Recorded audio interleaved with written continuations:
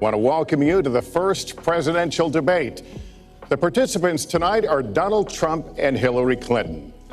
This debate is sponsored by the Commission on Presidential Debates, a nonpartisan, nonprofit organization. The commission drafted tonight's format, and the rules have been agreed to by the campaigns. The 90-minute debate is divided into 6 segments, each 50 minutes long. We'll explore 3 topic areas tonight: achieving prosperity, America's direction, and securing America. At the start of each segment, I will ask the same lead-off question to both candidates, and they will each have up to 2 minutes to respond. From that point until the end of the segment, we'll have an open discussion. The questions are mine and have not been shared with the commission or the campaigns. The audience here in the room has agreed to remain silent so that we can focus on what the candidates are saying. I will invite you to applaud, however, at this moment as we welcome the candidates. Democratic nominee for President of the United States, Hillary Clinton, and Republican nominee for President of the United States, Donald J. Trump.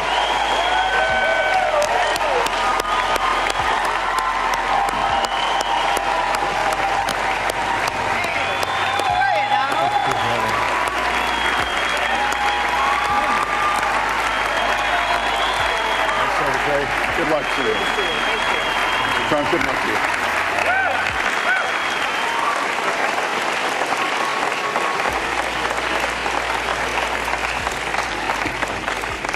you. Well, I don't expect us to cover all the issues of this campaign tonight, but I remind everyone there are 2 more presidential debates scheduled. We are going to focus on many of the issues that voters tell us are most important, and we're going to press for specifics. I am honored to have this role, but this evening belongs to the candidates and just as important to the American people.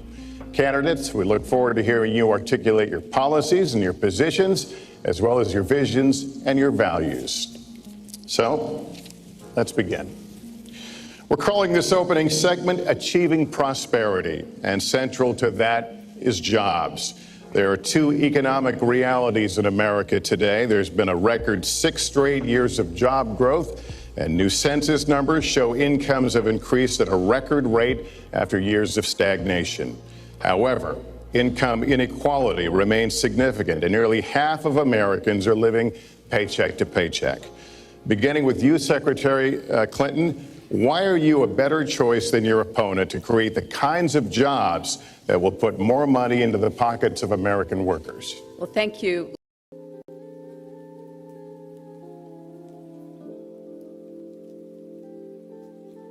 Lester, and thanks to Hofstra for hosting us.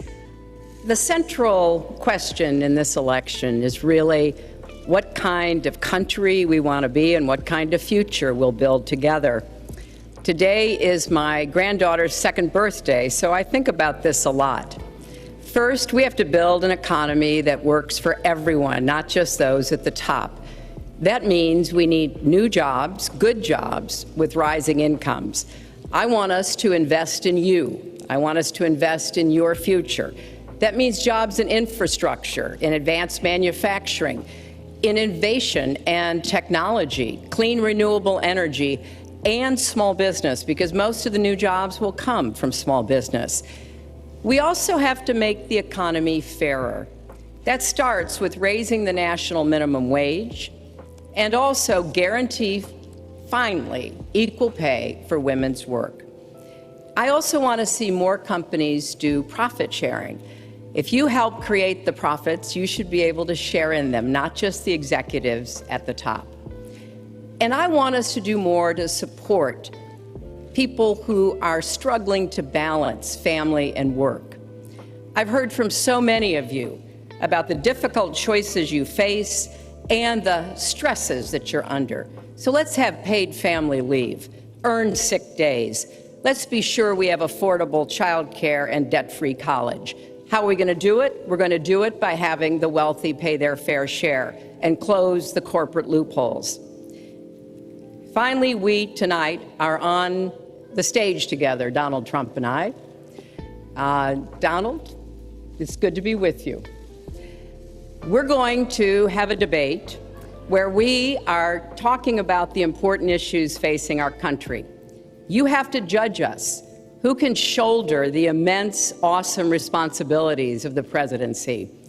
Who can put into action the plans that will make your life better? I hope that I will be able to earn your vote on November 8th. Secretary Clinton, thank you. Mr. Trump, the same question to you. It's about putting money, more money, into the pockets of American workers. You have up to 2 minutes. Thank you, Lester. Our jobs are fleeing the country. They're going to Mexico. They're going to many other countries. You look at what China is doing to our country in terms of making our product. They're devaluing their currency, and there's nobody in our government to fight them. And we have a very good fight, and we have a winning fight, because they're using our country as a piggy bank to rebuild China, and many other countries are doing the same thing. So we're losing our good jobs, so many of them. When you look at what's happening in Mexico, a friend of mine who builds plants said it's the eighth wonder of the world. They're building some of the biggest plants anywhere in the world, some of the most sophisticated, some of the best plants. With the United States, as he said, not so much. So Ford is leaving. You see that, their small car division leaving. Thousands of jobs, leaving Michigan, leaving Ohio.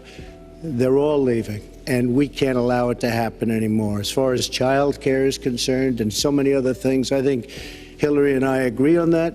We probably disagree a little bit as to numbers and amounts and what we're going to do, but perhaps we'll be talking about that later. But we have to stop our jobs from being stolen from us. We have to stop our companies from leaving the United States, and with it, firing all of their people. All you have to do is take a look at Carrier Air Conditioning in Indianapolis. They left, fired 1,400 people. They're going to Mexico. So many, hundreds and hundreds of companies are doing this. We cannot let it happen. Under my plan, I'll be reducing taxes tremendously, from 35% to 15% for companies, small and big businesses. That's going to be a job creator like we haven't seen since Ronald Reagan. It's going to be a beautiful thing to watch.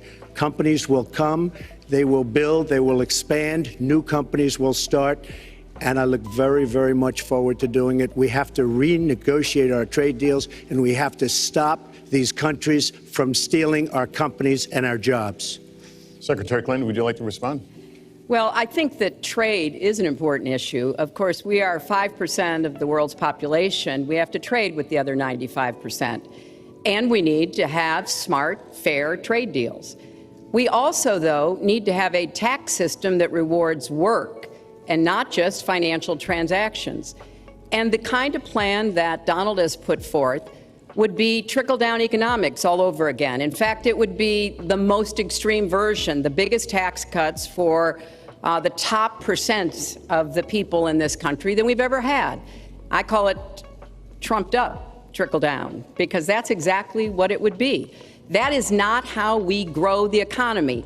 We just have a different view about what's best for growing the economy, how we make investments that will actually produce jobs and rising incomes. I think we come at it from somewhat different perspectives. I understand that. You know, Donald was very fortunate in his life, and that's all to his benefit. He started his business with $14 million borrowed from his father, and he really believes that the more you help wealthy people, the better off we'll be, and that everything will work out from there. I don't buy that.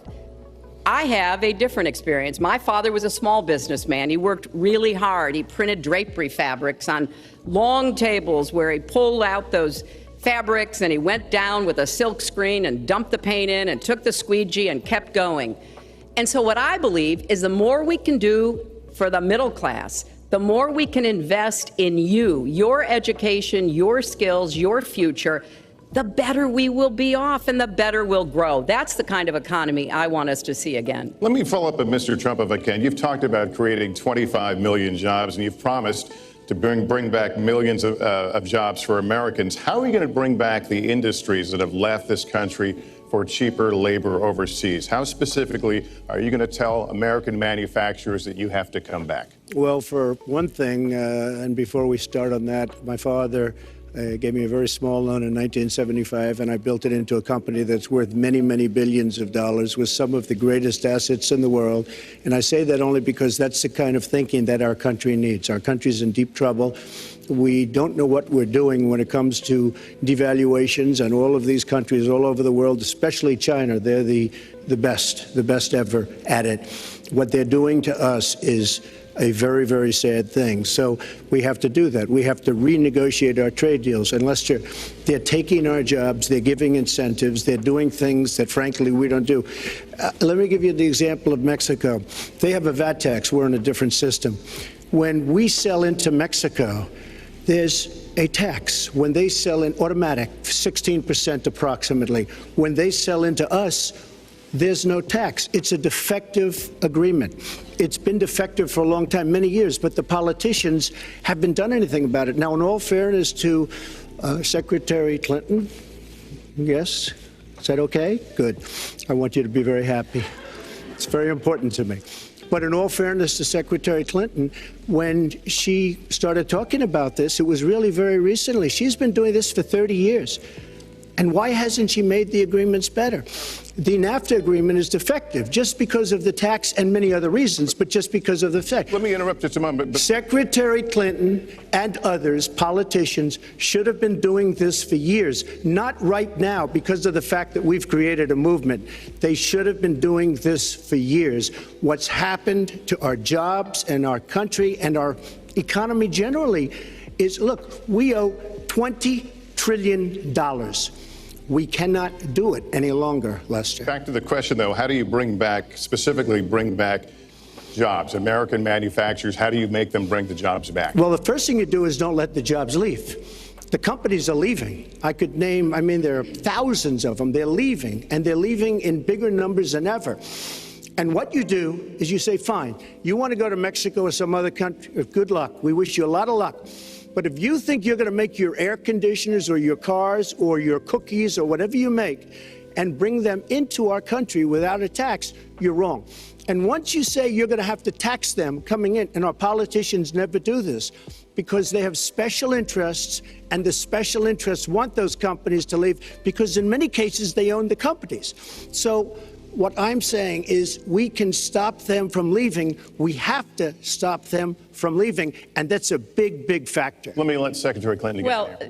let's stop for a second and remember where we were 8 years ago. We had the worst financial crisis, the Great Recession, the worst since the 1930s. That was in large part because of tax policies that slashed taxes on the wealthy, failed to invest in the middle class, took their eyes off of Wall Street, and created a perfect storm. In fact, Donald was one of the people who rooted for the housing crisis. He said back in 2006, gee, I hope it does collapse because then I can go in and buy some and make some money. Well, it did collapse. That's called business, by the way. 9 million people lost their jobs. 5 million people lost their homes, and $13 trillion in family wealth was wiped out. Now, we have come back from that abyss, and it has not been easy. So we're now on the precipice of having a potentially much better economy, but the last thing we need to do is to go back to the policies that failed us in the first place. Independent experts have looked at what I've proposed and looked at what Donald's proposed, and basically they've said this, that if his tax plan, which would blow up the debt by over $5 trillion and would, in some instances, disadvantage middle-class families compared to the wealthy, were to go into effect, we would lose 3.5 million jobs and maybe have another recession. They've looked at my plans and they've said, okay, if we can do this, and I intend to get it done, we will have 10 million more new jobs because we will be making investments where we can grow the economy. Take clean energy. Some country is going to be the clean energy superpower of the 21st century. Donald thinks that climate change is a hoax perpetrated by the Chinese. I think it's real. I did think not. Science is real. I do not say that. And I think it's I do not important say that we grip this and deal with it, both at home and abroad. And here's what we can do. We can deploy 500 million more solar panels. We can have enough clean energy to power every home. We can build a new modern electric grid. That's a lot of jobs. That's a lot of new economic activity. So I've tried to be very specific about what we can and should do, and I am determined that we're going to get the economy really moving again, building on the progress we've made over the last 8 years, but never going back to what got us in trouble in the first place. Mr. Trump. She talks about solar panels. We invested in a solar company, our country. That was a disaster. They lost plenty of money on that one. Now, look, I'm a great believer in all forms of energy, but we're putting a lot of people out of work. Our energy policies are a disaster. Our country is losing so much in terms of energy, in terms of paying off our debt. You can't do what you're looking to do with $20 trillion in debt.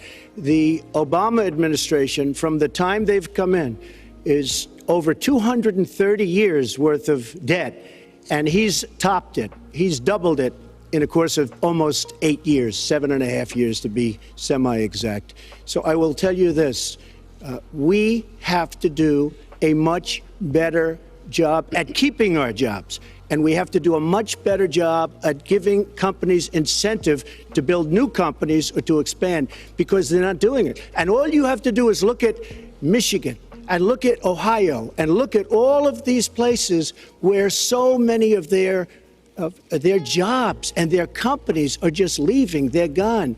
And Hillary, I just ask you this. You've been doing this for 30 years. Why are you just thinking about these solutions right now? For 30 years you've been doing it, and now you're just starting to think of solutions. Well, actually, I will bring back jobs. You can't bring back jobs. Well, actually, I have thought about this quite a bit. Yeah, for 30 and years. I have, well, not quite that long. I think my husband did a pretty good job in the 1990s. I think a lot about what worked and how we can make it work again. Well, he approved 3 million NAFTA. new jobs, He approved a balanced NAFTA, budget, which is the single worst trade deal ever approved in this country. Incomes went up for everybody. Manufacturing jobs went up also in the 1990s, if we're actually going to look at the facts. When I was in the Senate, I had a number of trade deals that came before me, and I held them all to the same test. Will they create jobs in America? Will they raise incomes in America? And are they good for our national security? Some of them I voted for. The biggest one, a multinational one known as CAFTA, I voted against. And because I hold the same standards as I look at all of these trade deals. But let's not assume that trade is the only challenge we have in the economy. I think it is a part of it, and I've said what I'm going to do. I'm going to have a special prosecutor. We're going to enforce the trade deals we have, and we're going to hold people accountable. When I was Secretary of State, we actually increased American exports globally 30%. We increased them to China 50%. So I know how to really work to get new jobs and to get exports that help to create more new jobs. Well, you haven't done it in 30 years or 26 years. Well, I've been a senator. You haven't done it. And You haven't I done have it. been a And Secretary of State, and I have Your done husband signed a lot. NAFTA, which was one of the worst things that ever happened Well, to the that's your manufacturing opinion. industry. That is your You go to New England, you go to Ohio, Pennsylvania, you go anywhere you want, Secretary Clinton, and you will see devastation where manufacturing is down 30, 40, sometimes 50%. NAFTA is the worst trade deal maybe ever signed anywhere, but certainly ever signed in this country. And now you want to approve Trans-Pacific Partnership. You were totally in favor of it. Then you heard what I was saying, how bad it is, and you said, I can't win that debate. But you know that if you did win, you would approve that, and that will be almost as bad as NAFTA. Nothing will ever top NAFTA. That is just not accurate. I was against it once it was finally negotiated and the terms were laid out. I wrote about that in... You called it the gold standard. Well, I hope... You called it the gold standard of trade deals. You said it's the finest deal you've ever seen. No. And then you heard what I said about it, and all of a sudden you were against it. Well, Donald, I know you live in your own reality, but that is not the facts. The facts are, I did say I hoped it would be a good deal, but when it was negotiated, which I was not responsible for, I concluded it wasn't. I wrote about that. So is it President Obama's fault? Is it President Obama's fault? Even announced. Look, there are Secretary, is it President Obama's fault? There are because he's pushing it. There are different views about what's good for our country, our economy, and our leadership in the world. And I think it's important to look at what we need to do to get the economy going again. That's why I said new jobs with rising incomes, investments, not in more tax cuts that would add $5 trillion to the debt. But you have no plan. Oh, I do. Secretary, in fact, you have no plan. A book about it. It's called Stronger Together. You can pick it up tomorrow. That's about all you. Folks, at the bookstore or at an airport near you. We're going to move to. But it's because I see this. We need to have strong growth, fair growth, sustained growth. We also have to look at how we help families balance the responsibilities at home and the responsibilities at business. So we have a very robust set of plans, and people who have looked at both of our plans have concluded that mine would create 10 million jobs and yours would lose us 3.5 million jobs and explode You are the going debt, to approve one of which the biggest would tax have cuts a in recession. history. You are going to approve one of the biggest tax increases in history. You are going to drive business out. Your regulations are a disaster, and you're going to increase regulations all over the place. And by the way, my tax cut is the biggest since Ronald Reagan. I'm very proud of it. It will create tremendous numbers of new jobs. But regulations, you are going to regulate these businesses out of existence. When I go around, Lester, I tell you this, I've been all over. And when I go around, despite the tax cut, the things that business and people like the most is the fact that I'm cutting regulation. You have regulations on top of regulations, and new companies cannot form, and old companies are going out of business, and you want to increase the regulations and make them even worse. I'm going to cut regulations, but I'm going to cut taxes big league, and you're going to raise taxes big league. End of story. Let me get you to pause right there, because we're going to move into the next segment. We're going to talk taxes. That can't be left Please to just stand. take 30 seconds. I kind of assumed that there would be a lot of these charges and claims. And so Facts. We have taken the homepage of my website, HillaryClinton.com, and we've turned it into a fact checker. So if you want to see in real time what the facts are, please go and take a look. And take a look at mine also, and you'll see. Not add a penny to the debt, and your plans would add $5 trillion to the debt. What I have proposed would cut regulations and streamline them for small businesses. What I have proposed would be paid for by raising taxes on the wealthy, because they have made all the gains in the economy. And I think it's time that the wealthy and corporations paid their fair share to support this country. Well, you just opened the next segment. Well, look, could I just finish? I think I should. I'm going to give you a chance right here. And you take a look at her website. She's going to raise taxes $1.3 trillion. Mr. Trump, and look at her website. You know what? It's no different than this. She's telling us how to fight ISIS. Just go to her website. She tells you how to fight ISIS on her website. I don't think General Douglas MacArthur would like that too much. The next segment, we're continuing the subject of... Well, at least I have a plan to fight ISIS. No, you're telling the enemy everything you want to do. No, we're not. See, you're telling the enemy everything you want to do. No wonder you've been fighting. No wonder you've been fighting ISIS your entire adult life. Folks, go to the fact checkers. Get folks, to work. You are unpacking a lot here, and we're still on the issue of achieving prosperity. And I want to talk about taxes. The fundamental difference between the two of you concerns the wealthy. Secretary Clinton, you're calling for a tax increase in the wealthiest Americans. I'd like you to further defend that. And Mr. Trump, you're calling for tax cuts for the wealthy. I'd like you to defend that. And this next 2-minute answer goes to you, Mr. Trump. Well, I'm really calling for major jobs, because the wealthy are going to create tremendous jobs. They're going to expand their companies. They're going to do a tremendous job. I'm getting rid of the carried interest provision. And if you really look, it's not a tax. It's really not a great thing for the wealthy. It's a great thing for the middle class. It's a great thing for companies to expand. And when these people are going to put billions and billions of dollars into companies, and when they're going to bring $2.5 trillion back from overseas, where they can't bring the money back because politicians like Secretary Clinton won't allow them to bring the money back because the taxes are so onerous and the bureaucratic red tape. So what is so bad? So what they're doing is they're leaving our country, and they're, believe it or not, leaving because taxes are too high and because some of them have lots of money outside of our country. And instead of bringing it back and putting the money to work because they can't work out a deal to, and everybody agrees it should be brought back. Instead of that, they're leaving our country to get their money because they can't bring their money back into our country because of bureaucratic red tape, because they can't get together, because we have a president that can't sit them around a table and get them to approve something. And here's the thing. Republicans and Democrats agree that this should be done. $2.5 trillion. I happen to think it's double that. It's probably $5 trillion that we can't bring into our country, Lester. And with a little leadership, you'd get it in here very quickly, and it could be put to use on the inner cities and lots of other things, and it would be beautiful. But we have no leadership.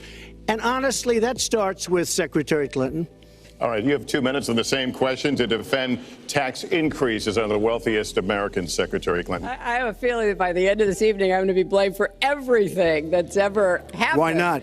Why not? Yeah, why not? Just join the debate by saying more crazy things. Now, let me say, there's nothing crazy about not letting our companies bring their money back into their country. This is Secretary Clinton's 2 minutes, please. Yeah, well, let's start the clock again, Lester. We've looked at your tax proposals. I don't see changes in the corporate tax rates or the kinds of proposals you're referring to that would cause the repatriation, bringing back of money that's stranded overseas. I happen to support that. I happen to support that in a way that will actually work to our benefit. But when I look at what you have proposed, you have what is called now the Trump loophole, because it would so advantage you and the business you do. You've proposed an approach that has a $4 billion tax benefit for your family. And when you look at what you are proposing, how much for my family? It is, Lester, as I said, trumped up trickle down. Trickle down did not work. It got us into the mess we were in 2008 and 9. Slashing taxes on the wealthy hasn't worked. And a lot of really smart, wealthy people know that. And they are saying, hey, we need to do more to make the contributions we should be making to rebuild the middle class. I don't think top-down works in America. I think building the middle class, investing in the middle class, making college debt-free so more young people can get their education, helping people refinance their debt from college at a lower rate. Those are the kinds of things that will really boost the economy. Broad-based, inclusive growth is what we need in America, not more advantages for people at the very top. Mr. Trump, typical politician, all talk, no action, sounds good, doesn't work, never going to happen. Our country is suffering because people like Secretary Clinton have made such bad decisions in terms of our jobs and in terms of what's going on. Now, look, we have the worst revival of an economy since the Great Depression. And believe me, we're in a bubble right now. And the only thing that looks good is the stock market. But if you raise interest rates even a little bit, that's going to come crashing down. We are in a big, fat, ugly bubble. And we better be awfully careful. And we have a Fed that's doing political things. This Janet Yellen of the Fed is doing political by keeping the interest rates at this level. And believe me, the day Obama goes off and he leaves and he goes out to the golf course for the rest of his life to play golf, when they raise interest rates, you're going to see some very bad things happen because the Fed is not doing their job. The Fed is being more political than Secretary Clinton. Mr. Trump, we're talking about the burden that Americans have to pay, yet you have not released your tax returns. And the reason nominees have released their returns for decades is that voters will know if their potential president owes money to, who owes it to, and any business conflicts. Don't Americans have a right to know if there are any conflicts of interest? I don't mind releasing. I'm under a routine audit, and it'll be released. And as soon as the audit's finished, it'll be released. But you will learn more about Donald Trump by going down to the federal elections, where I filed a 104-page, essentially financial statement of sorts, the forms that they have. It shows income. In fact, the income, I just looked today, the income is filed at $694 million for this past year. $694 million. If you would have told me I was going to make that 15 or 20 years ago, I would have been very surprised. But that's the kind of thinking that our country needs. When we have a country that's doing so badly, that's being ripped off by every single country in the world, it's the kind of thinking that our country needs, because everybody, Lester, we have a trade deficit with all of the countries that we do business with of almost $800 billion a year. You know what that is? That means who's negotiating these trade deals? We have people that are political hacks negotiating our trade deals. The IRS has an audit of your taxes.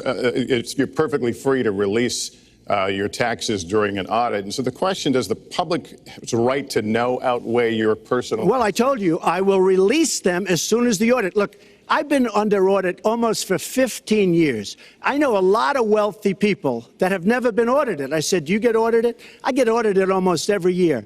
And in a way, I should be complaining. I'm not even complaining. I don't mind it. It's almost become a way of life. I get audited by the IRS, but other people don't. I will say this. We have a situation in this country that has to be taken care of. I will release my tax returns against my lawyer's wishes when she releases her 33,000 emails that have been deleted. As soon as she releases them, I will release my tax returns. And that's against my lawyers. They say, don't do it.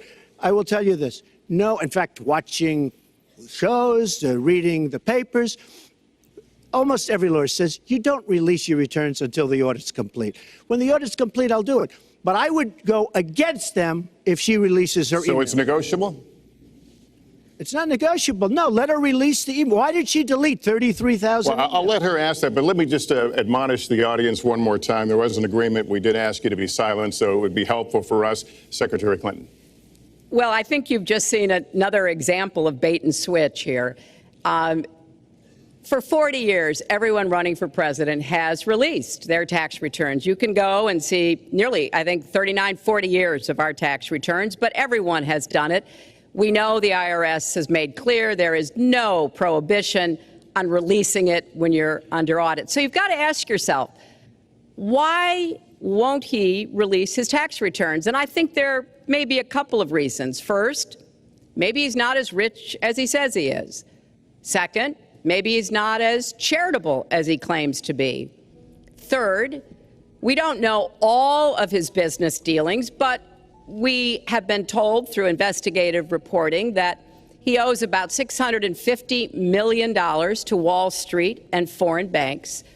Or maybe he doesn't want the American people, all of you watching tonight, to know that he's paid nothing in federal taxes, because the only years that anybody's ever seen were a couple of years when he had to turn them over to state authorities when he was trying to get a casino license, and they showed he didn't pay any federal income tax. So if he's paid zero, that means zero for troops, zero for vets, zero for schools or health. And I think probably he's not all that enthusiastic about having the rest of our country see what the real reasons are, because it must be something really important, even terrible, that he's trying to hide. And the financial disclosure statement, they don't give you the tax rate. They don't give you all the details that tax returns would. And it just seems to me that this is something that the American people deserve to see, and I have no reason to believe that he's ever going to release his tax returns, because there's something he's hiding. And we'll guess. We'll keep guessing at what it might be that he's hiding. But I think the question is, were he ever to get near the White House, what would be those conflicts? Who does he owe money to? Well, he owes you the answers to that, and he should provide them. He also raised the issue of your emails. Do you want to respond to that? I do. You know, I made a mistake using a private email. That's for sure. And if I had to do it over again, I would obviously do it differently. But I'm not going to make any excuses. It was a mistake, and I take responsibility for that. Mr. Trump? That was more than a mistake. That was done purposely, okay? That was not a mistake. That was done purposely. When you have your staff taking the Fifth Amendment, taking the Fifth so they're not prosecuted, when you have the man that set up the illegal server taking the Fifth, I think it's disgraceful. And believe me, this country thinks it's disgraceful. It really thinks it's disgraceful also. As far as my tax returns, you don't learn that much from tax returns, that I can tell you. You learn a lot from financial disclosure. And you should go down and take a look at that. The other thing, I'm extremely underleveraged. The report that said 650, which, by the way, a lot of friends of mine that know my business said, boy, that's really not a lot of money. It's not a lot of money relative to what I had. The buildings that were in question, they said in the same report, which was actually, it wasn't even a bad story, to be honest with you, but the buildings are worth $3.9 billion. And the 650 isn't even on that. But it's not 650, it's much less than that. But I could give you a list of banks. I would, if that would help you, I would give you a list of banks. These are very fine institutions, very fine banks. I could do that very quickly. I am very underleveraged. I have a great company. I have a tremendous income. And the reason I say that is not in a braggadocious way. It's because it's about time that this country had somebody running it that has an idea about money. When we have $20 trillion in debt and our country's a mess, you know, it's one thing to have $20 trillion in debt and our roads are good and our bridges are good and everything's in great shape. Our airports are like from a third world country. You land at LaGuardia, you land at Kennedy, you land at LAX, you land at Newark, and you come in from Dubai and Qatar and you see these incredible, you come in from China, you see these incredible airports, and you land. We've become a third world country. So the worst of all things has happened. We owe $20 trillion and we're a mess. We haven't even started. And we've spent $6 trillion in the Middle East, according to a report that I just saw, whether it's 6 or 5, but it looks like it's 6. $6 trillion in the Middle East. We could have rebuilt our country twice. And it's really a shame. And it's politicians like Secretary Clinton that have caused this problem. Our country has tremendous problems. We're a debtor nation, we're a serious debtor nation, and we have a country that needs new roads, new tunnels, new bridges, new airports, new schools, new hospitals.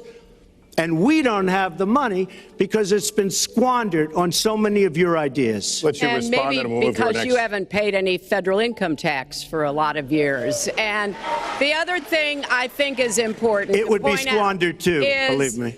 If your main claim to be president of the United States is your business, then I think we should talk about that. You know, your campaign manager said that you built a lot of businesses on the backs of little guys. And indeed, I have met a lot of the people who were stiffed by you and your businesses, Donald. I've met dishwashers, painters, architects, glass installers, marble installers, drapery installers, like my dad was, who you refused to pay when they finished the work that you asked them to do. We have an architect in the audience who designed one of your clubhouses at one of your golf courses. It's a beautiful facility.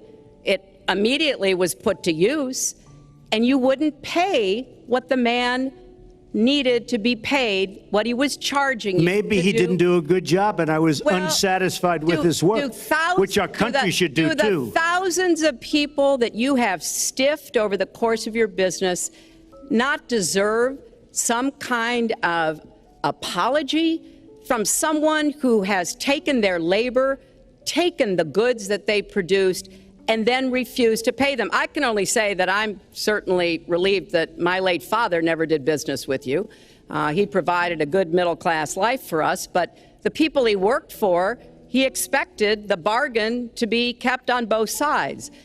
And when we talk about your business, you've taken business bankruptcy 6 times. There are a lot of great business people that have never taken bankruptcy once. You call yourself the king of debt. You talk about leverage. You even at one time suggested that you would try to negotiate down the national debt of the United States. Well, sometimes there's not a direct transfer of skills from business to government, but sometimes what happened in business would be really bad for government. Let's let Mr. And Trump we need to be very clear about that. Look, it's all words, it's all sound bites. I built an unbelievable company, some of the greatest assets anywhere in the world, real estate assets anywhere in the world, beyond the United States, in Europe, lots of different places. It's an unbelievable company.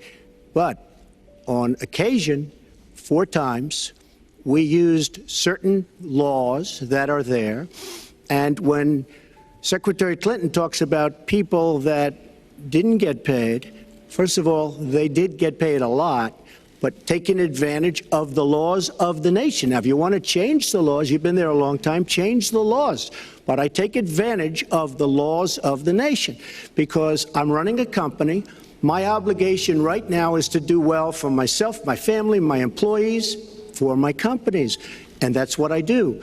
But what she doesn't say is the tens of thousands of people that are unbelievably happy and that love me. I'll give you an example. We're just opening up on Pennsylvania Avenue, right next to the White House. So if I don't get there one way, I'm going to get to Pennsylvania Avenue another. But we're opening the old post office under budget, ahead of schedule, saved tremendous money. I'm a year ahead of schedule. And that's what this country should be doing. We build roads and they cost 2 and 3 and 4 times what they're supposed to cost. We buy products for our military and they come in at costs that are so far above what they were supposed to be because we don't have people that know what they're doing. When we look at the budget is bad to a large extent because we have people that have no idea as to what to do and how to buy.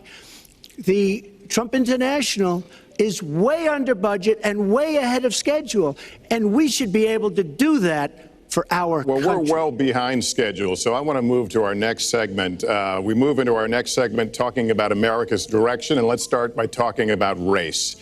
The share of Americans who say race relations are bad in this country is the highest it's been in decades, much of it amplified by shootings of African Americans by police, as we've seen recently in Charlotte and Tulsa. Race has been a big issue in this campaign, and one of you is going to have to bridge a very wide and bitter gap. So how do you heal the divide? Secretary Clinton, you get 2 minutes on this. Well, you're right. Race remains a significant challenge in our country. Unfortunately, race still determines too much, often determines where people live, determines what kind of education in their public schools they can get, and yes, it determines how they're treated in the criminal justice system. We've just seen those 2 tragic examples in both Tulsa and Charlotte. And we've got to do several things at the same time. We have to restore trust between communities and the police. We have to work to make sure that our police are using the best training, the best techniques, that they're well prepared to use force only when necessary. Everyone should be respected by the law, and everyone should respect the law. Right now, that's not the case in a lot of our neighborhoods. So I have, ever since the first day of my campaign, called for criminal justice reform. I've laid out a platform that I think would begin to remedy some of the problems we have in the criminal justice system. But we also have to recognize, in addition to the challenges that we face with policing, there are so many good, brave police officers who equally want reform. So we have to bring communities together in order to begin working on that as a mutual goal. And we've got to get guns out of the hands of people who should not have them. The gun epidemic is the leading cause of death of young African American men, more than the next 9 causes put together. So we have to do 2 things, as I said. We have to restore trust. We have to work with the police. We have to make sure they respect the communities and the communities respect them. And we have to tackle the plague of gun violence, which is a big contributor to a lot of the problems that we're seeing today. All right, Mr. Trump, you have 2 minutes. How do you heal the divide? Well, first of all, Secretary Clinton doesn't want to use a couple of words, and that's law and order. And we need law and order. If we don't have it, we're not going to have a country. And when I look at what's going on in Charlotte, a city I love, a city where I have investments, when I look at what's going on throughout various parts of our country, whether it's, I can just keep naming them all day long. We need law and order in our country. And I just got today, as you know, the endorsement of the Fraternal Order of Police. We just came in. We have endorsements from, I think, almost every police group, a large percentage of them in the United States. We have a situation where we have our inner cities, African Americans, Hispanics, are living in hell because it's so dangerous. You walk down the street, you get shot. In Chicago, they've had thousands of shootings, thousands, since January 1st, thousands of shootings. And I'm saying, where is this? Is this a war-torn country? What are we doing? And we have to stop the violence. We have to bring back law and order. In a place like Chicago, where thousands of people have been killed, thousands over the last number of years. In fact, almost 4,000 have been killed since Barack Obama became president. Almost 4,000 people in Chicago have been killed. We have to bring back law and order. Now, whether or not in a place like Chicago you do stop and frisk, which worked very well, Mayor Giuliani is here, it worked very well in New York. It brought the crime rate way down. But you take the gun away from criminals that shouldn't be having it. We have gangs roaming the street, and in many cases, they're illegally here, illegal immigrants, and they have guns, and they shoot people. And we have to be very strong, and we have to be very vigilant. We have to know what we're doing. Right now, our police, in many cases, are afraid to do anything. We have to protect our inner cities because African American communities are being decimated by crime. Your 2 minutes expired, but I do want to follow up. Stop and frisk was ruled unconstitutional in New York because it largely singled out Black and Hispanic young men. No, you're wrong. It went before a judge who was a very against police judge. It was taken away from her, and our new mayor, refused to go forward with the case. They would have won an appeal. If you look at it, throughout the country, there are many places where the argument is that it's a form of racial profiling. No, the argument is that we have to take the guns away from these people that have them and that are bad people that shouldn't have them. These are felons. These are people that are bad people that shouldn't be. When you have 3,000 shootings in Chicago from January 1st, when you have 4,000 people killed in Chicago by guns from the beginning of the presidency of Barack Obama, his hometown, you have to have stop and frisk. You need more police. You need a better community relation. You don't have good community relations in Chicago. It's terrible. I have property there. It's terrible what's going on in Chicago. But when you look, and Chicago's not the only, you go to Ferguson, you go to so many different places. You need better relationships. I agree with Secretary Clinton on this. You need better relationships between the communities and the police, because in some cases it's not good. But you look at Dallas, where the relationships were really studied. The relationships were really a beautiful thing. And then 5 police officers were killed. one night very violently. So there's some bad things going on, some really bad things. Secretary Clinton, but we need, Lester, we need law and order. And we need law and order in the inner cities, because the people that are most affected by what's happening are African American and Hispanic people. And it's very unfair to them what our politicians are allowing to happen. Secretary Clinton.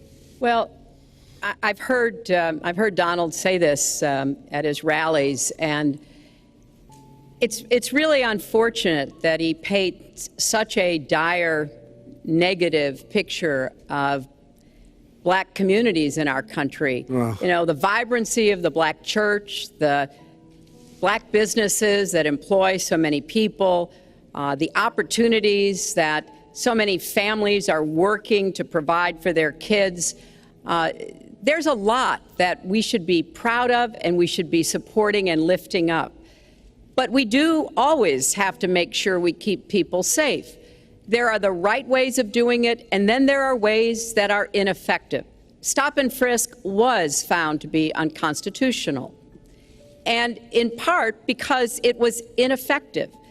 It did not do what it needed to do. Now, I believe in community policing, and in fact, violent crime is 1/2 of what it was in 1991. Property crime is down 40%. We just don't want to see it creep back up.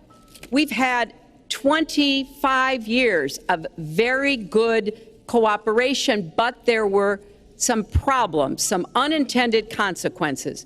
Too many young African American and Latino men ended up in jail for nonviolent offenses, and it's just a fact that if you're a young African American man and you do the same thing as a young white man, you are more likely to be arrested, charged, convicted, and incarcerated.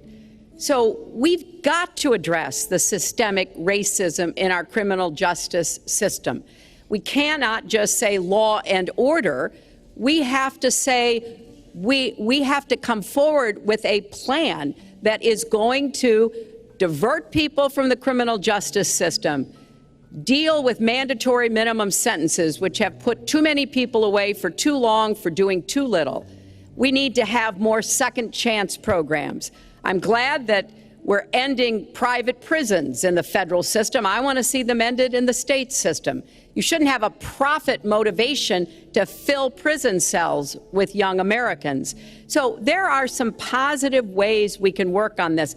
And I believe strongly that common sense gun safety measures would assist us right now. And this is something Donald has supported along with the gun lobby. Right now, we've got too many military-style weapons on the streets. In a lot of places, our police are outgunned.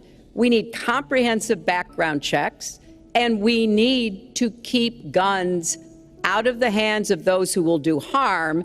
And we finally need to pass a prohibition on anyone who's on the terrorist watch list from being able to buy a gun in our country. If you're too dangerous to fly, you are too dangerous to buy a gun. So there are things we can do, and we ought to do it in a bipartisan way. Secretary Clinton, last week you said we've got to do everything possible to improve policing, to go right at implicit bias. Do you believe that police are implicitly biased against black people? Lester, I think implicit bias is a problem for everyone, not just police.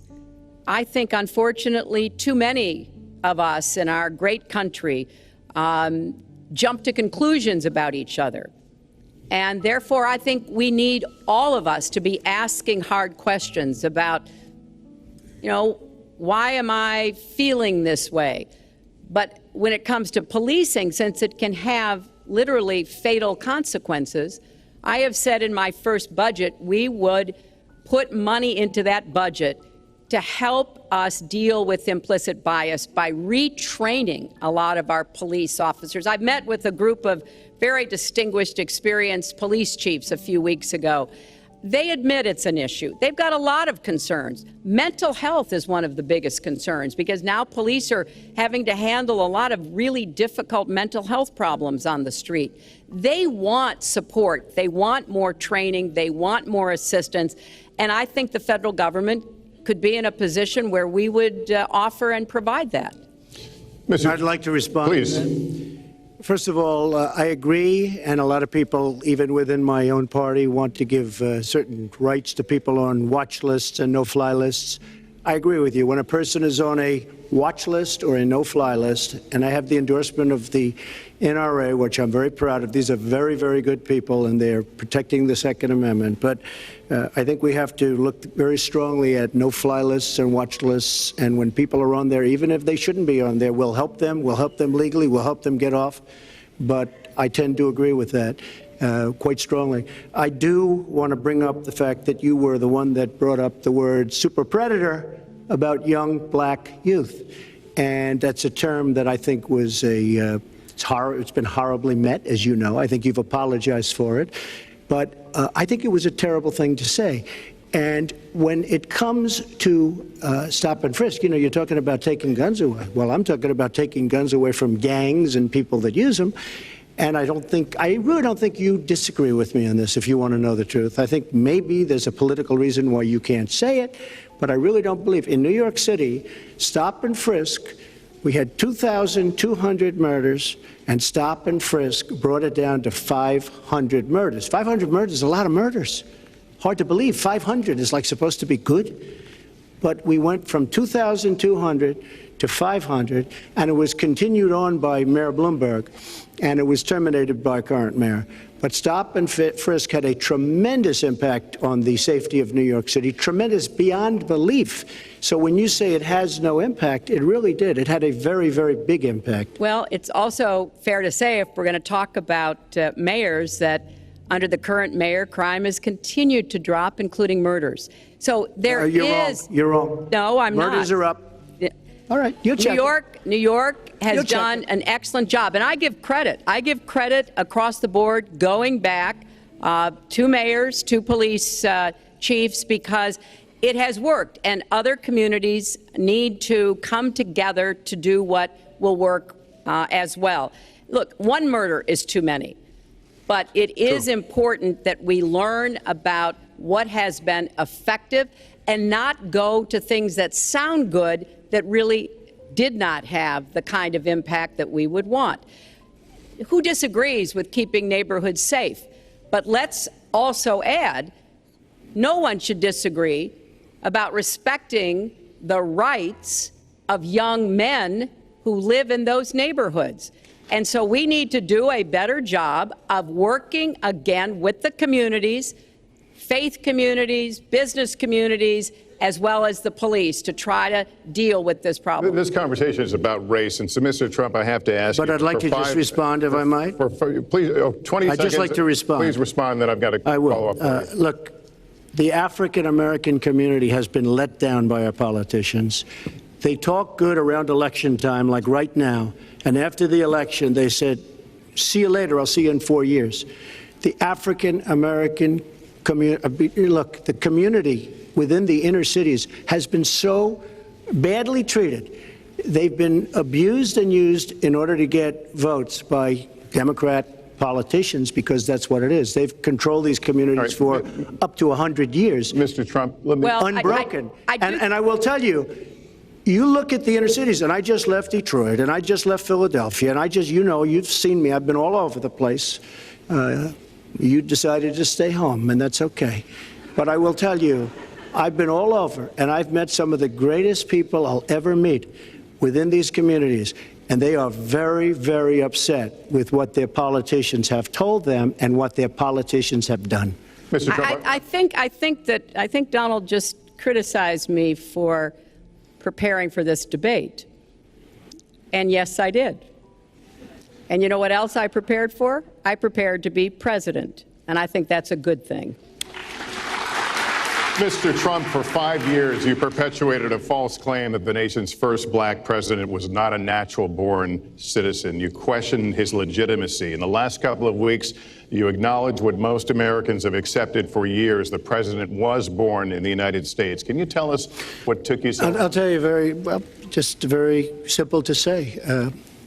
Sidney Blumenthal works for the campaign and very close friend of Secretary Clinton. And her campaign manager, Patty Doyle, went to, during the campaign, her campaign against President Obama, fought very hard. And you can go look it up and you can check it out. And if you look at CNN this past week, Patty Solis Doyle was on Wolf Blitzer saying that this happened.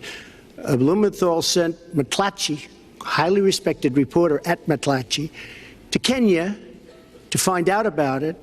They were pressing it very hard. She failed to get the birth certificate. When I got involved, I didn't fail. I got him to give the birth certificate. So I'm satisfied with it, and I'll tell you why I'm satisfied with it. That was because I want to get on to defeating ISIS, because I want to get on to creating jobs, because I want to get on to having a strong border, because I want to get on to things that are very important to me and that are very important to the country. I will let you respond. That's important, but I just want to get the answer here.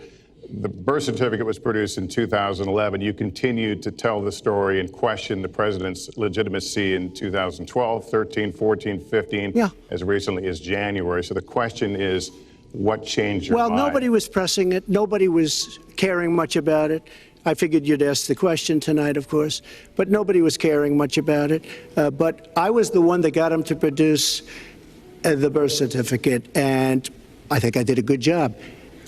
Secretary Clinton also fought it. I mean, you know, now everybody in mainstream is going to say, oh, that's not true. Look, it's true. Sidney Blumenthal sent a reporter. You just have to take a look at CNN last week, the interview with your former campaign manager, and she was involved. But just like she can't bring back jobs, she can't produce. I'm sorry, I'm just going to follow up, and I will let you respond to that because there's a lot there. But we're talking about racial healing in this segment. What do you say to Americans? Well, it was very, I say nothing. I say nothing because I was able to get him to produce it. He should have produced it a long time before. I say nothing. But let me just tell you, when you talk about healing, I think that I've developed very, very good relationships over the last little while with the African American community. I think you can see that. And I feel that they really wanted me to come to that conclusion, and I think I did a great job and a great service, not only for the country, but even for the president, in getting him to produce his birth certificate. Secretary Clinton. Well, just listen to what you heard. And clearly, as Donald just admitted, he knew he was going to stand on this debate stage, and Lester Holt was going to be asking us questions, so he tried to put the whole racist birther lie to bed. But it can't be dismissed that easily. He has really started his political activity based on this racist lie that our first black president was not an American citizen.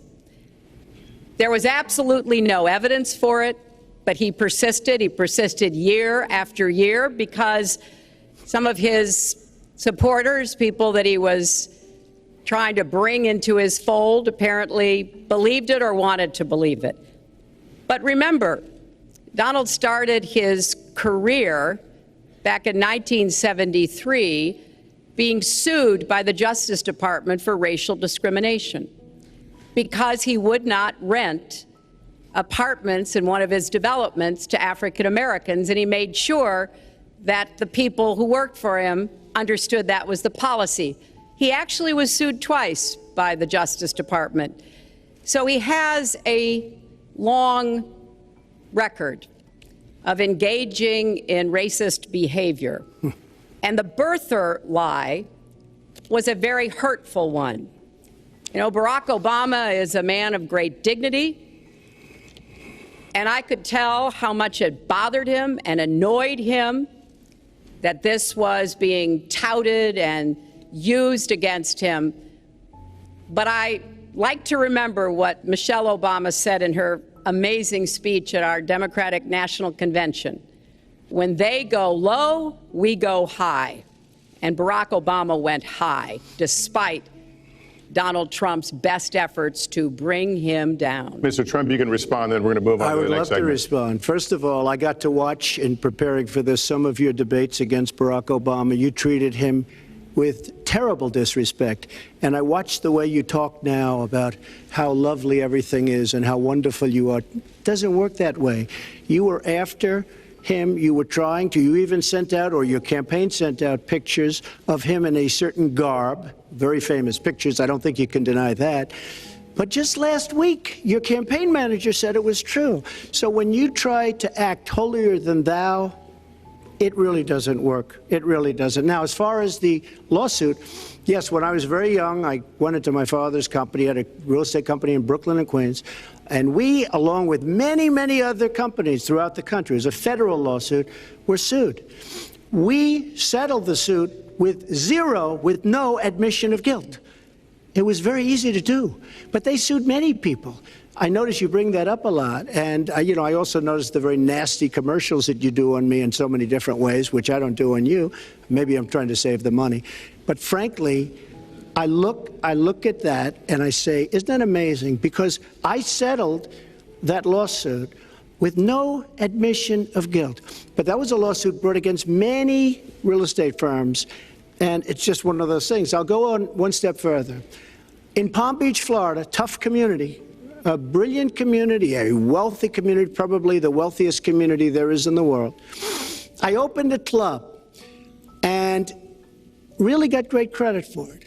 No discrimination against African Americans, against Muslims, against anybody. And it's a tremendously successful club, and I'm so glad I did it. And I have been given great credit for what I did, and I'm very, very proud of it. And that's the way I feel. That is the true way I feel. Our next segment is called Securing America. We want to start with a 21st century war happening every day in this country. Our institutions are under cyber attack, and our secrets are being stolen. So my question is, who's behind it, and how do we fight it? Secretary Clinton, this answer goes to you. Well, I think cybersecurity, cyber warfare will be one of the biggest challenges facing the next president, because clearly we're facing at this point two different kinds of adversaries. There are the independent hacking groups that do it mostly for commercial reasons, to try to steal information that they then can use to make money. But increasingly, we are seeing cyber attacks coming from states, organs of states. The most recent and troubling of these has been Russia. There's no doubt now that Russia has used cyber attacks against all kinds of organizations in our country, and I am deeply concerned about this. I know Donald's very praiseworthy of Vladimir Putin, but Putin is playing a really tough, long game here. And one of the things he's done is to let loose cyber attackers to hack into government files, to hack into personal files, hack into the Democratic National Committee. And we recently have learned that, that this is one of their preferred methods of trying to wreak havoc and collect information. We need to make it very clear, whether it's Russia, China, Iran, or anybody else, the United States has much greater capacity, and we are not going to sit idly by and permit state actors to go after our information, our private sector information or our public sector information. And we're going to have to make it clear that we don't want to use the kinds of tools that we have. We don't want to engage in a different kind of warfare, but we will defend the citizens of this country. And the Russians need to understand that. I think they've been treating it as almost a probing. How far would we go? How much would we do? And that's why I was so shocked when Donald publicly invited Putin to hack into Americans. That is just unacceptable. It's one of the reasons why 50 national security officials who served in Republican administration have said that Donald is unfit to be the commander-in-chief. It's comments like that that really worry people who understand the threats that we face. Mr. Trump, you have 2 minutes in the same question. Who's behind it? And how do we fight it? I do want to say that I was just endorsed, and more are coming next week. It'll be over 200 admirals, many of them are here, admirals and generals endorsed me to lead this country. That just happened, and many more are coming, and I'm very proud of it. In addition, I was just endorsed by ICE. They've never endorsed anybody before on immigration. I was just endorsed by ICE. I was just recently endorsed 16,500 Border Patrol agents. So when Secretary Clinton talks about this, I mean, I'll take the admirals and I'll take the generals any day over the political hacks that I see that have led our country so brilliantly over the last 10 years with their knowledge, okay? Because look at the mess that we're in. Look at the mess that we're in. As far as the cyber, I agree to parts of what Secretary Clinton said. We should be better than anybody else, and perhaps we're not. I don't think anybody knows it was Russia that broke into the DNC. She's saying Russia, Russia, Russia, but maybe it was. I mean, it could be Russia, but it could also be China. It could also be lots of other people. It also could be somebody sitting on their bed that weighs 400 pounds, okay?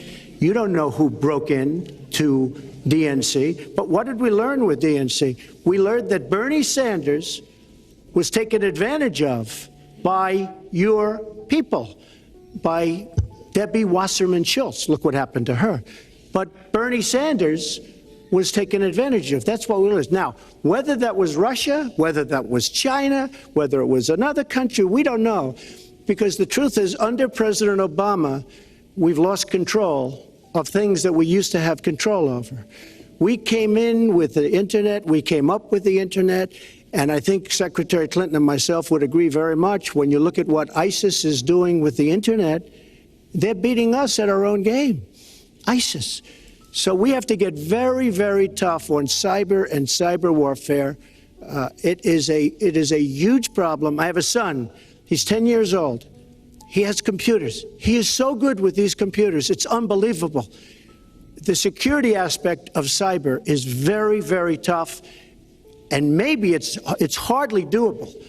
But I will say we are not doing the job we should be doing. But that's true throughout our whole governmental society. We have so many things that we have to do better, Lester, and certainly cyber is one of them. Secretary Clinton. Well, I think there are a number of issues that we should be addressing. I have put forth a plan to defeat ISIS. It does involve going after them online. I think we need to do much more with our tech companies to prevent ISIS and their operatives from being able to use the internet to radicalize, even direct people in our country and Europe and elsewhere. But we also have to intensify our air strikes against ISIS and eventually support our Arab and Kurdish partners to be able to actually take out ISIS in Raqqa and their claim of being a caliphate. We're making progress. Our military is assisting in Iraq, and we're hoping that within the year we'll be able to push ISIS out of Iraq and then, really squeeze them in Syria. But we have to be cognizant of the fact that they've had foreign fighters coming to volunteer for them, foreign money, foreign weapons. So we have to make this the top priority, and I would also do everything possible to take out their leadership. I was involved in a number of efforts to take out al-Qaeda leadership when I was Secretary of State, including, of course, taking out bin Laden, and I think we need to go after Baghdadi as well, make that one of our organizing principles, because we've got to defeat ISIS and we've got to do everything we can to disrupt their propaganda efforts online. You mentioned ISIS, and we think of ISIS certainly as over there, but there are American citizens who have been inspired to commit acts of terror on American soil. The latest incident, of course, the bombings we just saw in New York and New Jersey, the knife attack at a mall in Minnesota, and the last year, deadly attacks in San Bernardino and Orlando. I'll ask this to both of you. Tell us specifically how you would prevent homegrown attacks by American citizens, Mr. Trump. Well, first I have to say one thing, very important. Secretary Clinton is talking about taking out ISIS. We will take out ISIS. Well, President Obama and Secretary Clinton created a vacuum the way they got out of Iraq, because they got out, they shouldn't have been in, but once they got in, the way they got out was a disaster, and ISIS was formed. So she talks about taking them out. She's been doing it a long time. She's been trying to take them out for a long time. But they wouldn't have even been formed if they left some troops behind, like 10,000 or maybe something more than that. And then you wouldn't have had them. Or, as I've been saying for a long time, and I think you'll agree because I said it to you once, had we taken the oil, and we should have taken the oil, ISIS would not have been able to form either because the oil was their primary source of income. And now they have the oil all over the place, including the oil, a lot of the oil in Libya, which was another one of her disasters. Secretary Clinton. Well, I hope the fact checkers are turning up the volume and really working hard. Donald supported the invasion of Iraq. Wrong. That is absolutely wrong. Proved over and over again. Wrong. He actually advocated for the actions we took in Libya and urged that Gaddafi be taken out after actually doing some business with him one time. But the larger point, he says this constantly, is George W. Bush made the agreement about when American troops would leave Iraq, not Barack Obama. And the only way that American troops could have stayed in Iraq is to get an agreement from the then Iraqi government that would have protected our troops. And the Iraqi government would not give that. But let's talk about the question you asked, Lester. The question you asked is, what do we do here in the United States? That's the most important part of this. How do we prevent attacks? How do we protect our people? And I think we've got to have an intelligence surge where we are looking for every scrap of information. I was so proud of law enforcement in New York, in Minnesota, in New Jersey. You know, they responded so quickly, so professionally to the attacks that occurred by Rahami, and they brought him down. And we may find out more information because he is still alive, which may prove to be an intelligence benefit. So we've got to do everything we can to vacuum up intelligence from Europe, from the Middle East. That means we've got to work more closely with our allies. And that's something that Donald has been very dismissive of. We're working with NATO, the longest military alliance in the history of the world, to really turn our attention to terrorism. We're working with our friends in the Middle East, many of which, as you know, are Muslim-majority nations. Donald has consistently insulted Muslims abroad, Muslims at home, when we need to be cooperating with Muslim nations and with the American Muslim community. They're on the front lines. They can provide information to us that we might not get anywhere else. They need to have close working cooperation with law enforcement in these communities, not be alienated and pushed away, as some of Donald's rhetoric, unfortunately, has led to. Mr. Well, I'd have to respond. Please respond. The Secretary said very strongly about working with. We've been working with them for many years. And we have the greatest mess anyone's ever seen. You look at the Middle East, it's a total mess, under your direction to a large extent. But you look at the Middle East, you started the Iran deal. That's another beauty, where you have a country that was ready to fall. I mean, they were doing so badly. They were choking on the sanctions, and now they're going to be actually probably a major power at some point pretty soon, the way they're going. But when you look at NATO, I was asked on a major show, what do you think of NATO? Now, you have to understand, I'm a business person. I did really well, but I have common sense. And I said, well, I'll tell you, I haven't given lots of thought to NATO, but two things. Number one, the 28 countries of NATO, many of them aren't paying their fair share.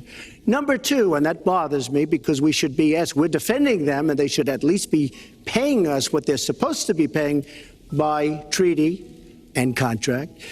And number two, I said, and very strongly, NATO could be obsolete because, and I was very strong on this, and it was actually covered very accurately in the New York Times, which is unusual for the New York Times, to be honest. But I said they do not focus on terror. And I was very strong, and I said it numerous times. And about 4 months ago, I read on the front page of the Wall Street Journal that NATO is opening up a major terror division. And I think that's great. And I think we should get because we pay approximately 73% of the cost of NATO. It's a lot of money to protect other people. But I'm all for NATO. But I said they have to focus on terror also, and they're going to do that. And that was, believe me, I'm sure I'm not going to get credit for it, but that was largely because of what I was saying and my criticism of NATO. I think we have to get NATO to go into the Middle East with us, in addition to surrounding nations, and we have to knock the hell out of ISIS, and we have to do it fast. When ISIS formed in this vacuum created by Barack Obama and Secretary Clinton, and believe me, you were the ones that took out the troops. Not only that, you named the day. They couldn't believe it. They sat back probably and said, I can't believe it. They said, no, wait a minute. We've covered when they formed, this is something that never should have happened. It should have never happened. Now, you're talking about taking out ISIS, but you were there and you were Secretary of State when it was a little infant. Now it's in over 30 countries. And you're going to stop them? I don't think so. Mr. Trump, a lot of these are judgment questions. You had supported the war in Iraq before the invasion. What makes your judgment? I did not support the war in Iraq. 2002. That is a mainstream media nonsense put out by her, because she, frankly, I think the best person in her campaign is mainstream media. My question is, since you would you like to hear? Why is your war? Wait a minute. I was against the war in Iraq, just so you put it out. The record shows otherwise. The record does not show that. Why is your judgment? The record shows that I'm right. When I did an interview with Howard Stern, very lightly, first time anyone's asked me that, I said, very lightly, I don't know, maybe, who knows, essentially. I then did an interview with Neil Cavuto. We talked about the economy is more important. I then spoke to Sean Hannity, which everybody refuses to call Sean Hannity. I had numerous conversations with Sean Hannity at Fox, and Sean Hannity said, and he called me the other day, and I spoke to him about it. He said, you were totally against the war, because he was for the war. Why is your judgment better than... And that was before the war started. Sean Hannity said very strongly to me and other people, he's willing to say, but nobody wants to call him, I was against the war. He said, you used to have fights with me because Sean was in favor of the war. And I understand that side also, not very much, because we should have never been there. But nobody called Sean Hannity. And then they did an article in a major magazine shortly after the war started, I think in 2004, but they did an article which had me totally against the war in Iraq. And one of your compatriots said, you know, whether it was before or right after, Trump was definitely, because if you read this article, there's no doubt. But if somebody, and I'll ask the press, if somebody would call up Sean Hannity, this was before the war started, he and I used to have arguments about the war. I said it's a terrible and a stupid thing. It's going to destabilize the Middle East, and that's exactly what it's done. It's been a disaster. My reference was to what you had said in 2002, and my question was, why is your judgment any different than Mrs. Clinton? Well, I have much better judgment than she does. There's no question about that. I also have a much better temperament than she has. You know, I have a much better. She spent, let me tell you, she spent hundreds of millions of dollars on an advertising. You know, they get Madison Avenue into a room, they put names. Oh, temperament, let's go after. I think my strongest asset, maybe by far, is my temperament. I have a winning temperament. I know how to win. She does not know how to win. Clinton. Wait, the AFL-CIO the other day, behind the blue screen, I don't know who you were talking to, Secretary Clinton, but you were totally out of control. I said, there's a person with a temperament that's got a problem. Secretary Clinton. Woo, okay. Let's talk about two important issues that were briefly mentioned by Donald. First, NATO. You know, NATO as a military alliance has something called Article 5, and basically it says this: an attack on one is an attack on all. And do you know the only time it's ever been invoked? After 9/11, when the 28 nations of NATO said that they would go to Afghanistan with us to fight terrorism, something that they still are doing by our side. With respect to Iran, when I became Secretary of State, Iran was weeks away from having enough nuclear material to form a bomb. They had mastered the nuclear fuel cycle under the Bush administration. They had built covert facilities. They had stocked them with centrifuges that were whirling away. And we had sanctioned them. I voted for every sanction against Iran when I was in the Senate, but it wasn't enough. So I spent a year and a half putting together a coalition that included Russia and China to impose the toughest sanctions on Iran. And we did drive them to the negotiating table. And my successor, John Kerry, and President Obama got a deal that put a lid on Iran's nuclear program without firing a single shot. That's diplomacy. That's coalition building. That's working with other nations. The other day, I saw Donald saying that there were some Iranian sailors on a ship in the waters off of Iran, and they were taunting American sailors who were on a nearby ship. He said, you know, if they taunted our sailors, I'd blow them out of the water and start another war.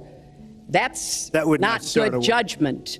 That is not the right temperament to be commander-in-chief, to be taunted.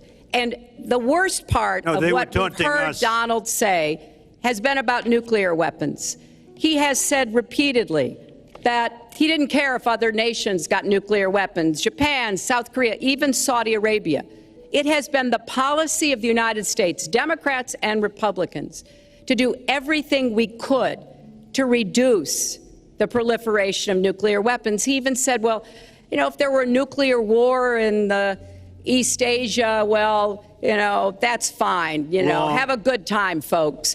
And in fact, his cavalier attitude about nuclear weapons is so deeply troubling. That is the number one threat we face in the world, and it becomes particularly threatening if terrorists ever get their hands on any nuclear material. So a man who can be provoked by a tweet should not have his fingers anywhere near the nuclear codes, as far as I think anyone with any sense about this should be concerned. That line's getting a little bit old, I must say. Listen, it's a good one, though. I would like to, well describes the problem. It's not an accurate one at all. It's not an accurate one. So I just want to give a lot of things and just to respond. I agree with her on one thing. The single greatest problem the world has is nuclear armament, nuclear weapons. Not global warming like you think and your president thinks. Nuclear is the single greatest threat. Just to go down the list, we defend Japan, we defend Germany, we defend South Korea, we defend Saudi Arabia, we defend countries. They do not pay us what they should be paying us because we are providing tremendous service and we're losing a fortune. That's why we're losing. We lose on everything. I say, who makes these? We lose on everything. Well, I said that it's very possible that if they don't pay a fair share, because this isn't 40 years ago where we could do what we're doing. We can't defend Japan, a behemoth selling us cars by the million. We need to move on. Wait, but it's very important. All I said was they may have to defend themselves or they have to help us out. We're a country that owes $20 trillion.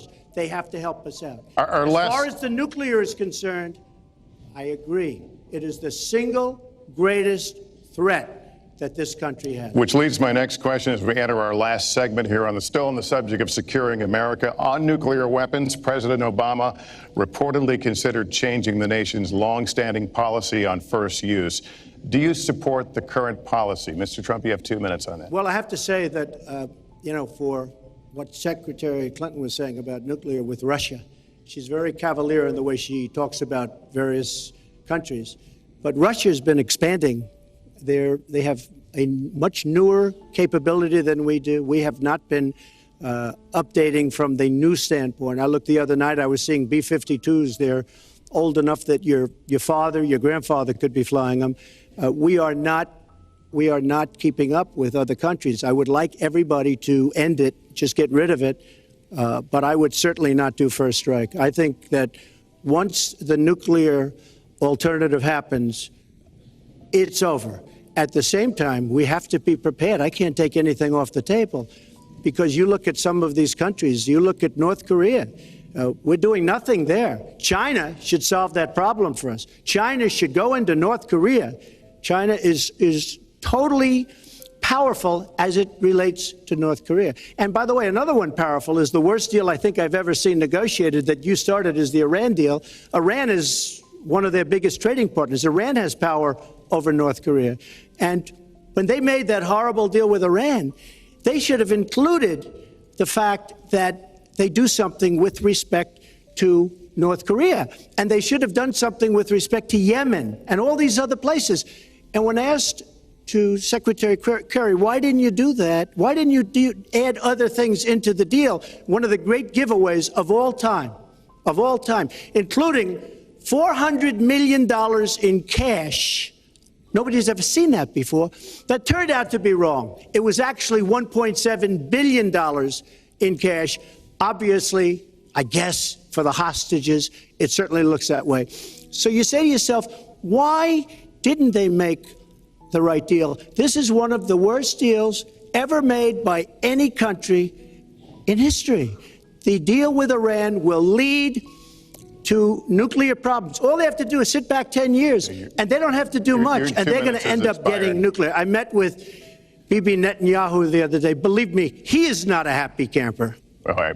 Mrs. Clinton, Secretary Clinton, you have 2 minutes. Let me start by saying words matter. Words matter when you run for president, and they really matter when you are president. And I want to reassure our allies in Japan and South Korea and elsewhere that we have mutual defense treaties and we will honor them. It is essential that America's word be good. And so I know that this campaign has caused some questioning and some worries on the part of many leaders across the globe. I've talked with a number of them. But I want to, on behalf of myself, and I think on behalf of a majority of the American people, say that, our word is good. It's also important that we look at the entire global situation. There's no doubt that we have other problems with Iran, but personally, I'd rather deal with the other problems having put that lid on their nuclear program than still to be facing that. And Donald never tells you what he would do. Would he have started a war? Would he have bombed Iran? If he's going to criticize a deal that has been very successful in giving us access to Iranian facilities that we never had before, then he should tell us what his alternative would be. But it's like his plan to defeat ISIS. He says it's a secret plan, but the only secret is that he has no plan.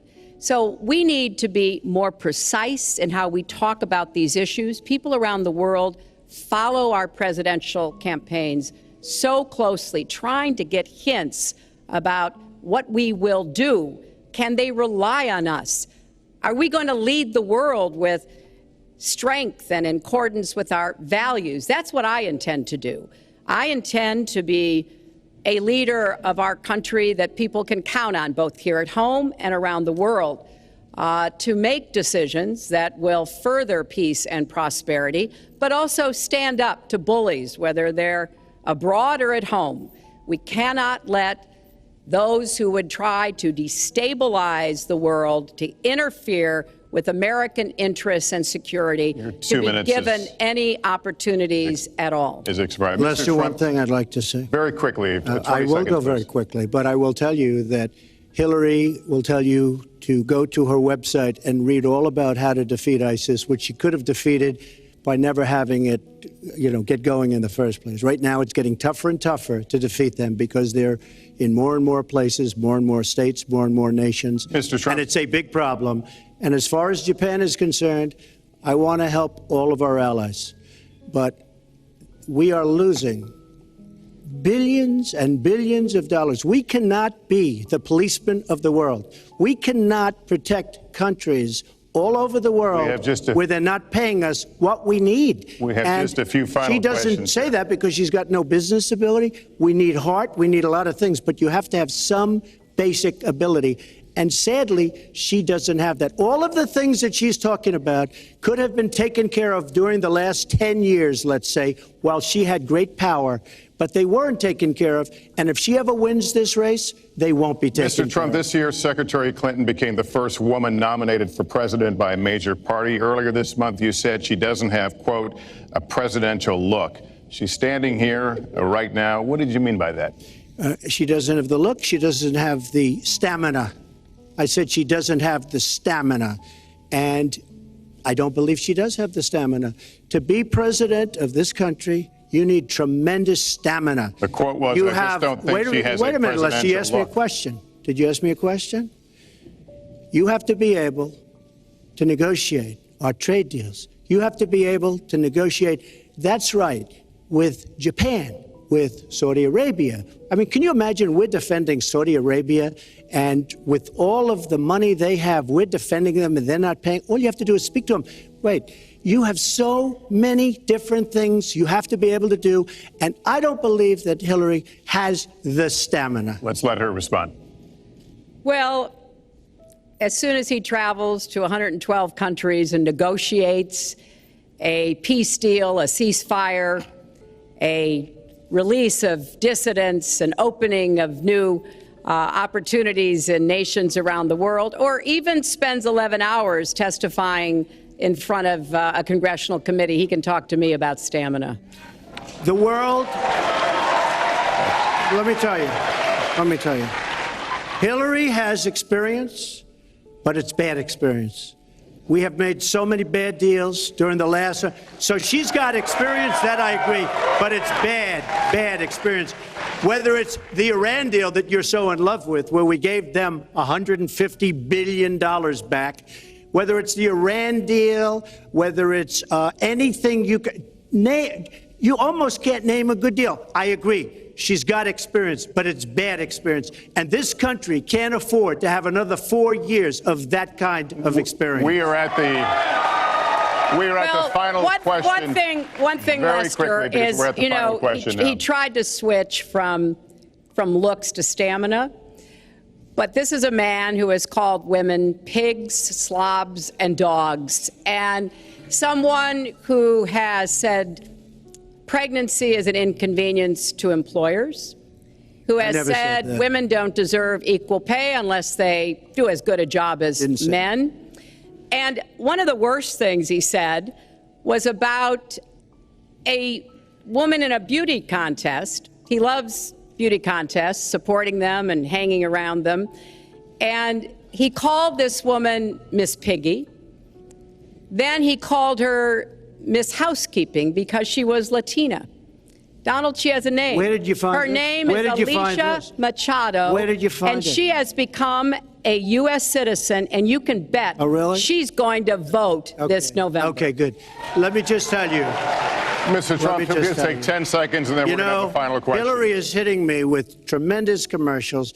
Some of it said in entertainment. Some of it said somebody who's been very vicious to me, Rosie O'Donnell. I said very tough things to her, and I think everybody would agree that she deserves it, and nobody feels sorry for her. But you want to know the truth? I was going to say something extremely rough to Hillary, to her family, and I said to myself, I can't do it. I just can't do it. It's inappropriate. It's not nice. But she spent hundreds of millions of dollars on negative ads on me, many of which are absolutely untrue. They're untrue and they're misrepresentations. And I will tell you this, Lester, it's not nice, and I don't deserve that. But it's certainly not a nice thing that she's done. It's hundreds of millions of ads, and the only gratifying thing is I saw the polls come in today, and with all of that money, over $200 million is spent, and I'm either winning or tied, and I've spent practically nothing. One of you will not win this election. So my final question to you tonight, are you willing to accept the outcome as the will of the voters? Secretary Clinton? Well, I support our democracy. And sometimes you win, sometimes you lose. But I certainly will support the outcome of this election. And I know Donald's trying very hard to plant doubts about it, but I hope the people out there understand This election's really up to you. It's not about us so much as it is about you and your families and the kind of country and future you want.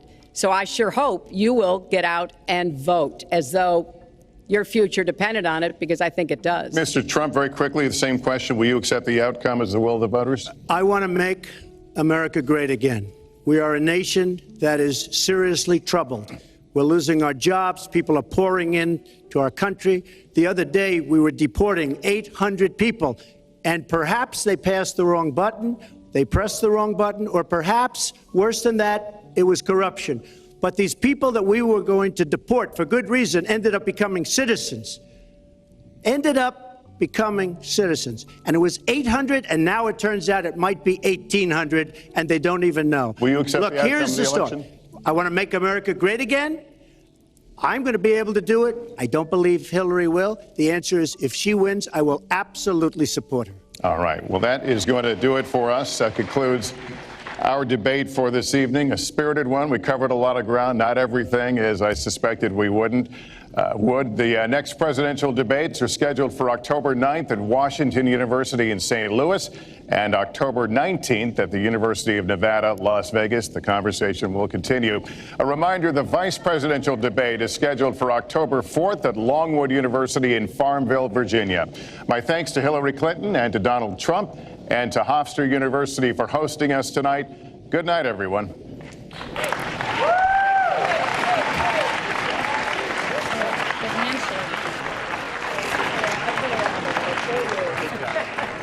Thanks, Lester.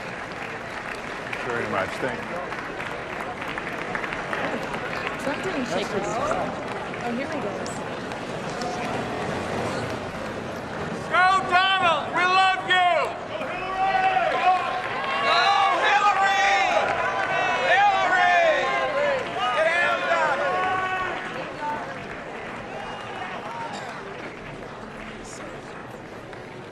All right, that is a wrap on the first debate, presidential debate for 2016. If you're watching us on YouTube, make sure you subscribe. We're ABC 15. Subscribe. We're going to bring you, we're going to continue to bring you election coverage, whether it's live Donald Trump or Hillary Clinton campaign events. Subscribe to ABC 15 on YouTube, and also make sure that you like us